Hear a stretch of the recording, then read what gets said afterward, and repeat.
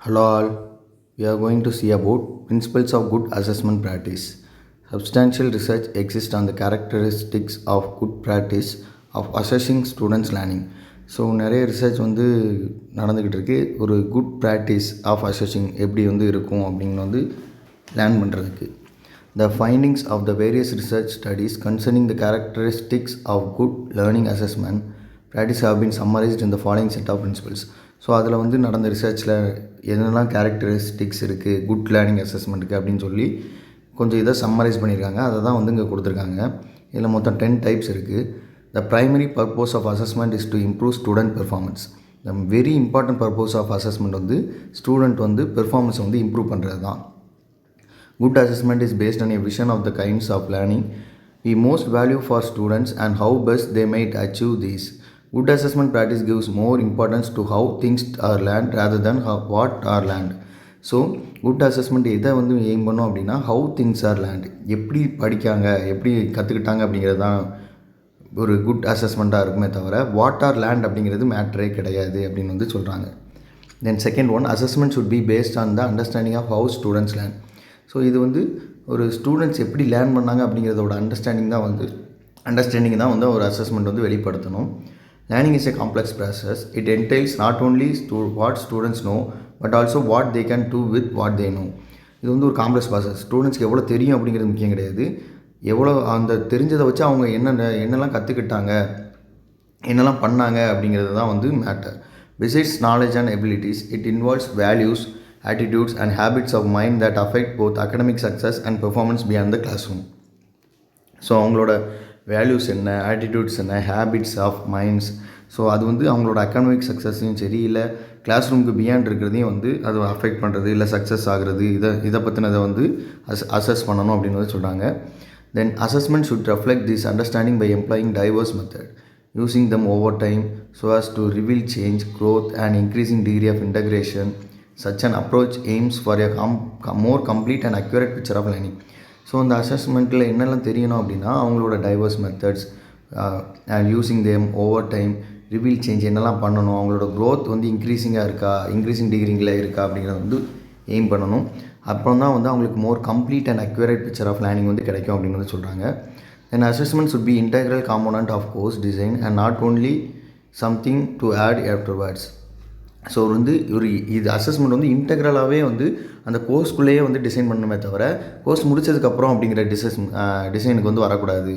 when a course or program is designed apart from teaching and learning elements, assessment of learning, the third important element should be stated clearly and explicitly. Then only students can demonstrate what they have learned and see their result of effort. So டீச்சிங்கும் லேர்னிங்கும் மட்டும் முக்கியம் கிடையாது, assessment of லேர்னிங்கும் ரொம்ப முக்கியம். அப்போ தான் அவங்களுக்கு தெளிவாக புரியும் என்னெல்லாம் எஃபோர்ட் அவங்க போடணும், என்னெல்லாம் அவங்க படிச்சிருக்காங்க அப்படிங்கிறது அவங்களுக்கு தெரியும். Good assessment provides useful information to report credibly to parents on students learning achievement. So credibly means நம்பகத்தனமான. So a variety of assessment methods provide teachers with evidence of what students know and can do on their particular strength and weakness. Teacher can then report to parents on how far their child has progressed during that year when they are as compared to their relevant standards and what the students, parents and the teachers need to improve on the students' performance.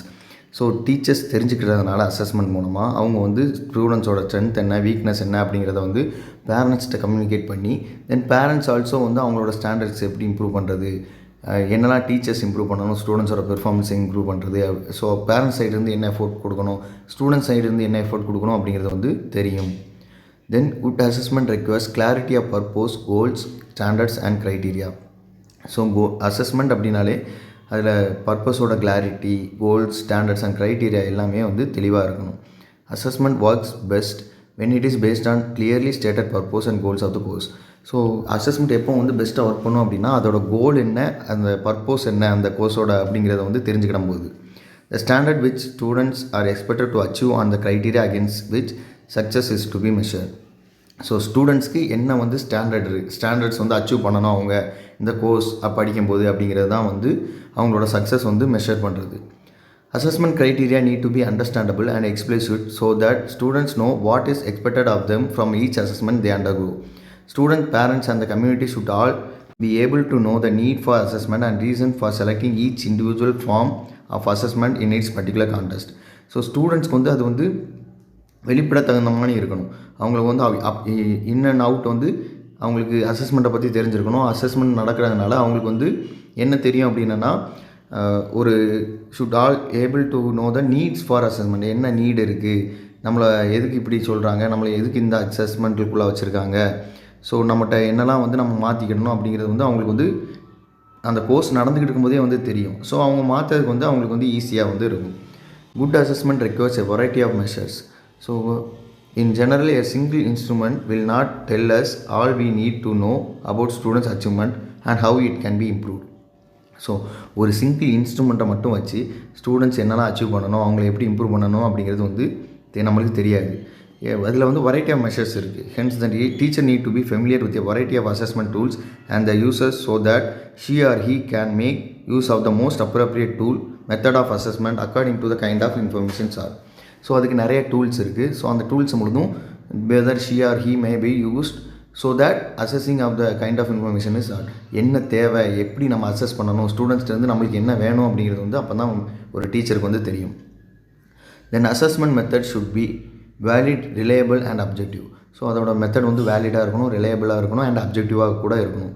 Assessment instruments and processes which directly measures what we intend to measure should be chosen. So நம்ம எதுக்காக வந்து ஒரு மெஷர்ஸை வந்து எடுத்திருக்கோம், ஒரு assessment measure எடுத்திருக்கோம் அப்படிங்கிறது வந்து தெளிவாக தெரியணும். Good assessment system is one which provides for moderation between the assessment measures of different teachers as well as objective in measurement. So அதில் வந்து மாடரேஷன் வந்து இருந்துக்கிட்டே இருக்கும். டிஃப்ரெண்ட் டீச்சர்ஸ்க்கு தகுந்த மாதிரி வந்து மாடரேட் ஆகும். தென் அப்ஜெக்டிவிட்டி, அதோட மெஷர் பண்ணுறதுல வந்து அப்ஜெக்டிவிட்டி வந்து அதிகமாக வந்து இருக்கும். Then assessment requires attention to outcomes and processes. So ஒரு அவுட்கம்க்கும் ஒரு ப்ராசஸுக்கும் வந்து அசஸ்மெண்ட்டோட அட்டென்ஷன் வந்து ரொம்ப முக்கியம். Information about the learning achievement of students through very important to know the level of proficiency attained by each students in the class. So ஒரு கிளாஸில் students இருக்காங்க அப்படின்னா எல்லா ஸ்டூடெண்ட்ஸோட ப்ரொஃபிஷியன்சி எப்படி இருக்குது, அதை இம்ப்ரூவ் பண்ணணும். ஸோ அதை பற்றின இன்ஃபர்மேஷன் வந்து உங்களுக்கு கொடுக்குறது வந்து ரொம்ப முக்கியம். அசஸ்மெண்ட் வந்து அதை கொடுக்கணும் அப்படின்னு வந்து சொல்கிறாங்க. It is also equally important to know their learning experience along the way and the efforts taken to acquire them. So அவங்களோட லேர்னிங் எக்ஸ்பீரியன்ஸ் என்னது, அந்த லேர்னிங் எக்ஸ்பீரியன்ஸ் அவங்களுக்கு கிடைக்கிறதுக்கு எவ்வளோ எஃபர்ட் அவங்க அக்யூர் பண்ணாங்க அப்படிங்கிறதும் வந்து ரொம்ப முக்கியம். An assessment works best when it is ongoing rather than episodic. So assessment வந்து எப்போ பெஸ்ட்டாக இருக்கும் அப்படின்னா அது ஆன்கோயிங்கில் ஃப்ளோவில் வந்து எவாலுவேட் பண்ணிக்கிட்டே இருக்கணும். அதை வந்து எபிசோடாக கரெக்டாக இந்த நேரத்தில் பண்ணணும் அந்த நேரத்தில் பண்ணணும் அப்படின்னு வந்து முடிவு பண்ணக்கூடாது. When learning assessment of students is undertaken continuously, it provides to be more effective. If the various learning related activities of students are monitored and assessed over a period of time, continuous learning improvement take place and course goals are achieved. Student learning achievement to rise is to the expected level of standard. So அது அவங்களை வந்து கண்டினியூவாக வந்து assessment பண்ணிக்கிட்டே இருக்கும்போது ஒரு period of டைமில் அவங்களுக்கு வந்து லேர்னிங் மேலே இன்ட்ரெஸ்ட் வந்து ஸோ அது இம்ப்ரூவ் பண்ணுவாங்க. ஸோ கோர்ஸ் கோல்ஸும் அச்சீவ்ட் ஆகும், அவங்களோட அச்சீவ்மெண்ட்டும் ரைஸ் ஆகும். Then expected level of standard also அவங்களுக்கு வந்து கிடைக்கும். Then assessment for improved performance involves feedback and reflection.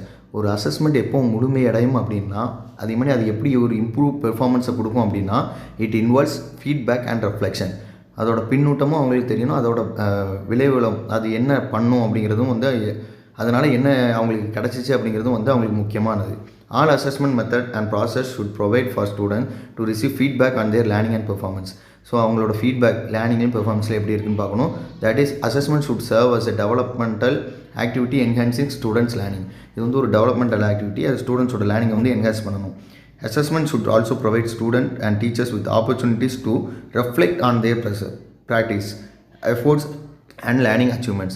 So assessment இன்னொன்று என்ன செய்யணும் அப்படின்னா ரெஃப்ளெக்ட் ஸ்டூடெண்ட்ஸோட ஆப்பர்ச்சுனிட்டிஸ் கொடுக்கணும் அவங்களுக்கு ரெஃப்ளெக்ட் பண்ணுறதுக்கு. அவங்களோட ப்ராக்டிஸோ இல்லை எஃபர்ட்ஸோ இல்லை லேர்னிங் அச்சீவ்மெண்ட்லேயோ வந்து அசஸ்மெண்ட் வந்து ஒரு ஆப்பர்ச்சுனிட்டி கொடுக்கணும் அவங்களோட இன் செல்ஃபை வந்து ரெஃப்ளெக்ட் பண்ணுறதுக்கு அப்படின்னு வந்து சொல்கிறாங்க.